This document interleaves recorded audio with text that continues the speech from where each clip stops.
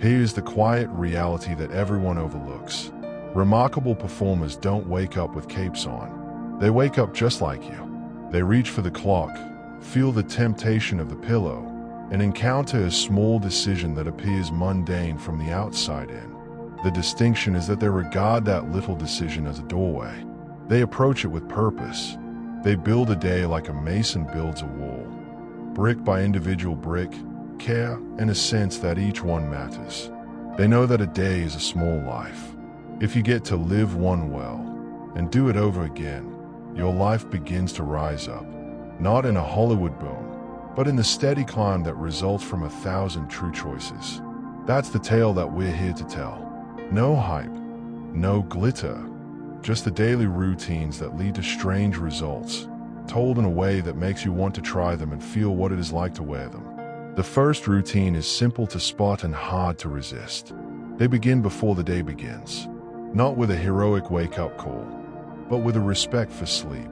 They defend a wind down, switch off the lights, place their phone out of reach of the bed, and select tomorrow evening. They place clothes out, write the first task on a sticky note, and clear off the desk. It is not about control. It is about being kind to your future self. In the morning, they class the wake time as a promise, sit on the edge of the bed, and inhale. 3 breaths, and a single line intention. Today I will meet difficulty with patience. Or today I will finish the draft. Or today I will listen. Stoic philosophy says you don't get to decide what comes, only how you meet it. That intention is the handshake with your day. Then water and light, a glass, a window, a walk outside if the weather will allow it. The world is waking. So are you. Journaling comes first, not a book. 3 short reminders. What would make today well spent? What is in my control? How I will deal when I get stuck. It is planning ahead, but gentle. The mind scouts the hours ahead like a pilot reviews a flight plan. If the meeting goes awry, I will pause and ask 2 questions before I react. If my motivation dips at 2 p.m., I'll go for a 5-minute walk before unlocking social apps. These if-then reminders aren't rules. They are handrails. When emotion gets the best of you, the rail prevents you from falling. Now the day moves to the first actual step. One thing that matters before anything that requires immediate attention. The exceptional know the difference. Urgent buzzies and taps. Important crafts the life you desire. They protect a block for the one thing that drives the mission. They make it draggy by design. Close redundant tabs. Put the phone in another room. Mute notifications. Full screen work. A timer will suffice. 40 minutes on, 10 off. Not as a competition, but as a craftsman entering a shop. This is where humans come up with a dramatic frame of mind. The truth is more straightforward. It usually begins with a confused mind and a disorganized first paragraph, awkward first sketch. The tendency is not to be ready. The tendency is to start anyway, and continue long enough to get warmed up. The first 15 minutes may be terrible. That is liberty. Movement is not an option. It is grease for the gears. Others do a run. Others a quick strength set. Most just a walk. The idea is to get moving early and often, not torture the body but wake the mind. If it's short on time, they stack habits. They are making coffee while they stretch. They are listening to a book while walking. They are doing mobility while a file exports. This stacking isn't about shaving every second. It is niceness to your future self again. A lot of small things prevail over one good workout you never finish. Food is fuel, and yet something more is in danger. The amazing wear-down resistance. Simple breakfasts, made lunches, snacks within reach that support rather than hinder. They don't treat food as a payoff for getting through. They treat it as a friend to the work. The same with the working environment. Clear space, tools nearby, an open notebook, a chair in proportion to your body. It is easier to focus when you're not negotiating with your back or rummaging for a pen. Learning is a daily routine, not because success demands it, but because curiosity keeps the heart light. They read 20 to 30 minutes, take notes in their own words, and act on one idea that day. That last piece is crucial. Knowledge without use becomes mental clutter. So they finish a chapter and try a sentence from it in their next email. Or change one step in their sketch process based on what they learned. This is how growth feels like play. Stoic wisdom threads through all of this. Control the controllable. Accept the rest.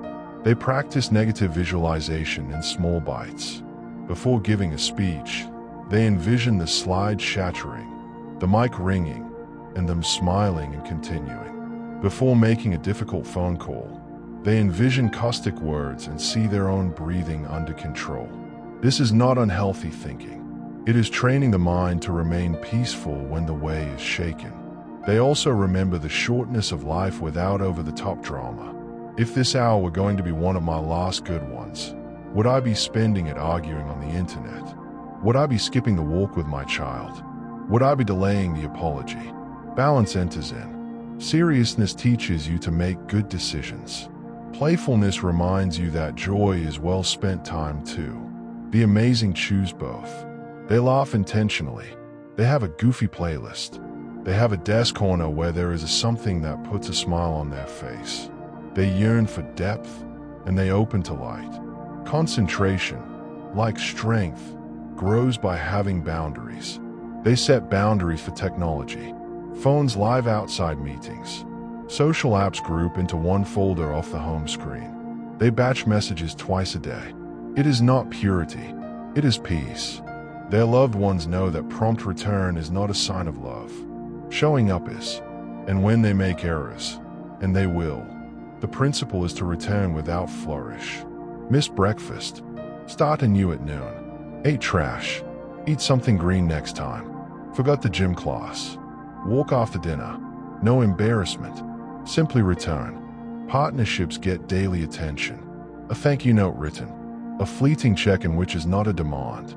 A question that elicits a real response. What is on your mind today? Where are you getting stuck? How can I help? Extraordinary performers understand that success without relatedness is dull. So they build relatedness layer by layer, the way they build all else. When there are issues that arise, they try to watch the other person's movie. What is their story? What do they have to lose? What good are they trying to protect? This does not erase boundaries. It makes them humane. The rest of the morning is work, a steady beat of concentration and relaxation. A break is a refresh, not an escape. Go for a walk outside if you can. Warm light on your face. Gaze at a tree in the distance. Slow inhale to 4. Hold to 4. Exhale to 8. Return to the desk like it is a second chance. The day has second chances if you take them. Now the surprise portion. Outstanding performers plot for boredom and joy. They leave room blank, because blank room is where ideas grow. They write with no music sometimes. They make the car ride silent. They let the shower just be water. This is not for virtue scores. It is because a quiet mind recognizes patterns. A quiet mind finds better questions.